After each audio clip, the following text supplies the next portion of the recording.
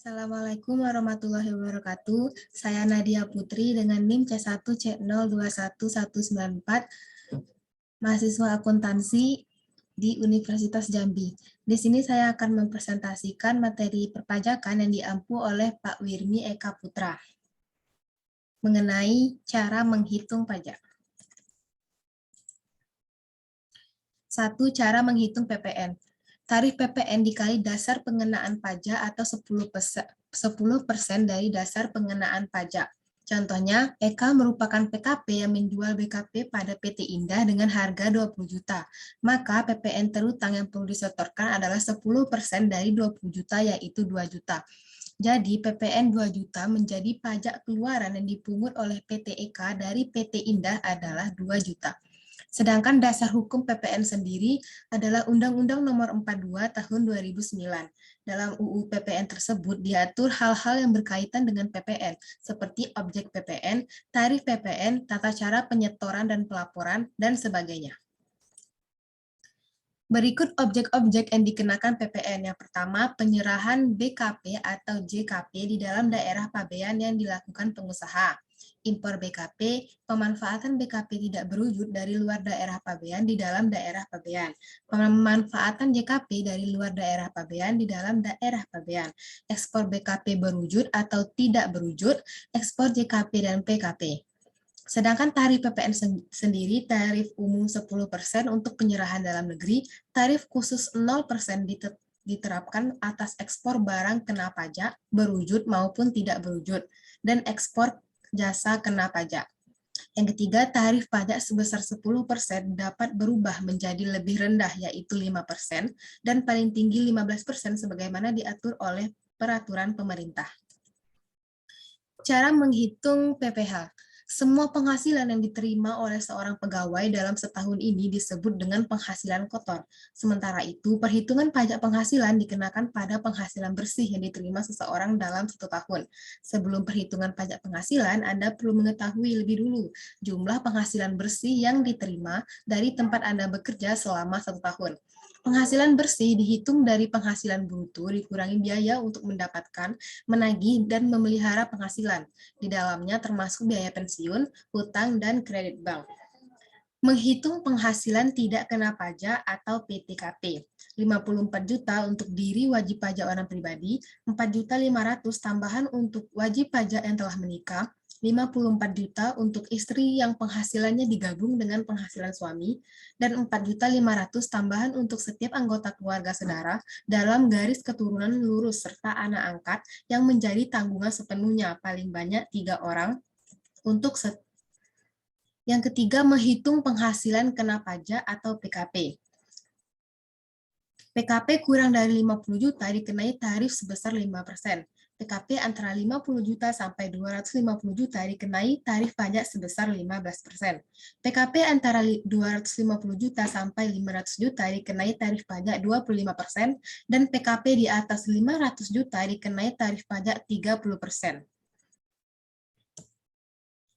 Contohnya, Aditya merupakan seorang kepala keluarga dengan 1 anak. Aditya bekerja di salah satu perusahaan swasta. Penghasilan bruto atau penghasilan kotornya terdiri dari gaji, tunjangan, dan pembayaran lain adalah senilai 100 juta. Aditya membayar iuran pensiun dan tunjangan hari tua senilai 2 juta setiap bulan. Maka perhitungan pajak penghasilan yang harus dibayar Aditya adalah menghitung penghasilan bersihnya dengan cara penghasilan bruto dikurang beban tanggungan 100 juta dikurangi dengan 2 juta, 98 juta. Hitung PTKP atau penghasilan tidak kena pajaknya. Pribadi 54 juta, istri 4.500.000, dan anak 4.500.000, sehingga jika di total 63 juta. Kemudian menghitung PKP-nya, penghasilan bersih dikurang PTKP, 98 juta dikurang 63 juta, yaitu 35 juta.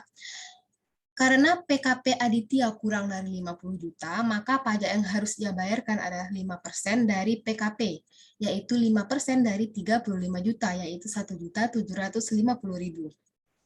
Maka PPh yang harus dibayar Aditya selama setahun adalah Rp1.750.000.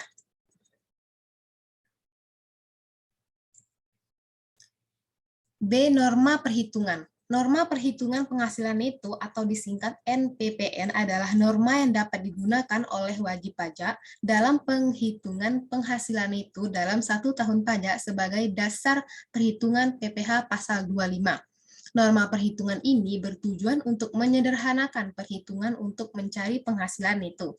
Setelah mendapatkan besaran penghasilan neto, wajib pajak menghitung besaran PPh terutang untuk kebutuhan pembayaran dan pelaporan pajaknya. Yang pertama, menggunakan norma perhitungan itu. Dasar hukumnya Undang-Undang Republik Indonesia Nomor 36 Tahun 2008 tentang perubahan keempat atas Undang-Undang Nomor 7 Tahun 83 tentang pajak penghasilan pada pasal 14 dan dijelaskan lebih dalam di Peraturan Direktur Jenderal Pajak Nomor 17/PJ/2015 tentang norma perhitungan penghasilan neto. Syarat wajib pajak untuk menggunakan norma perhitungan ini adalah wajib pajak orang pribadi yang melakukan kegiatan usaha atau pekerjaan bebas dengan peredaran bruto dalam 1 tahunnya kurang dari 4,8 miliar. Wajib menyelenggarakan pencatatan, kecuali jika yang bersangkutan memilih menyelenggarakan pembukuan. Jika lebih dari 4,8 miliar, wajib pajak menyelenggarakan pembukuan. Yang kedua, wajib pajak orang pribadi yang wajib menyelenggarakan pencatatan dan menerima atau memperoleh penghasilan tidak dikenai pajak, penghasilan bersifat final. Menghitung penghasilan neto dengan menggunakan norma perhitungan penghasilan neto. Besaran NPPN. Persentase NPPN dikelompokkan menurut wilayah. Pertama, 10 ibu kota provinsi yaitu Medan, Palembang, Jakarta, Bandung, Semarang, Surabaya, dan Pasar, Manado, Makassar, dan Pontianak. Yang kedua, ibu kota provinsi lainnya. Yang ketiga, daerah lainnya. Persentase NPPN untuk wajib pajak orang pribadi yang menghitung penghasilan neto menggunakan NPPN. Persentase NPPN untuk wajib pajak orang pribadi yang ternyata tidak atau tidak sepenuhnya menyelenggarakan pembukuan atau tidak bersedia memperlihatkannya. Yang ketiga, norma perhitungan khusus. Pasal 15 Undang-Undang PPh memberikan kewenangan kepada Menteri Keuangan untuk menentukan norma perhitungan khusus menghitung penghasilan itu.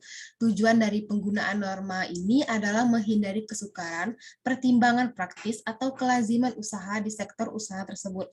Sebenarnya norma perhitungan khusus ini mirip dengan PPh final berdasarkan pasal 4 ayat 2 Undang-Undang PPh.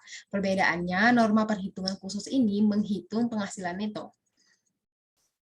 Sedangkan PPh final langsung menghitung PPh terutang. Penghasilan bruto dikalikan dengan tarif menghasilkan PPh terutang yang wajib disetorkan ke kas negara. Dalam prakteknya, pasal 15 juga terdapat tarif efektif yang penerapannya sama seperti PPh final. Selain itu, ada juga pasal 15 yang sudah difinalkan. Istilah tarif efektif merupakan tarif dari beberapa perkalian. Di pasal 15, perkalian dimaksud yaitu tarif penghasilan neto dikalikan dengan tarif PPh menghasilkan tarif efektif. Yang keempat, pelayaran atau penerbangan luar negeri. Tarif yang ditentukan 6% dari peredaran bruto. Pajak penghasilan bagi wajib pajak perusahaan pelayaran dan atau penerbangan luar negeri adalah sebesar 2,64% dari peredaran bruto. Yang kelima, pelayaran dan penerbangan dalam negeri. Yang keenam, norma penghasilan neto bagi perusahaan penerbangan dalam negeri diatur dengan Keputusan Menteri Keuangan Nomor 475/KMK 04 Tahun 96. Ketentuan ini mengatur tentang penghasilan neto bagi wajib pajak ditetapkan sebesar 6% dari peredaran bruto. Pajak penghasilan atas penghasilan dari pengangkutan orang atau barang bagi wajib pajak sebesar 1,8% dari peredaran bruto. Yang ketujuh, wajib pajak luar negeri yang mempunyai kantor perwakilan dagang di Indonesia. Undang-undang ini mengatur penghasilan itu dari wajib pajak luar negeri yang mempunyai kantor perwakilan dagang di Indonesia ditetapkan 1% dari nilai ekspor bruto. Pajak penghasilan adalah sebesar 0,44% dari nilai ekspor bruto dan bersifat final. Yang kedelapan, bentuk perjanjian bangun guna serah atau bulk operation and transfer. Bangun guna serah adalah bentuk perjanjian kerjasama yang dilakukan antara pemegang hak atas tanah dengan investor, yang menyatakan bahwa pemegang hak atas tanah memberikan hak kepada investor untuk mendirikan bangunan selama masa perjanjian bangun guna serah, dan mengalihkan kepemilikan bangunan tersebut kepada pemegang hak atas tanah setelah masa guna serah berakhir.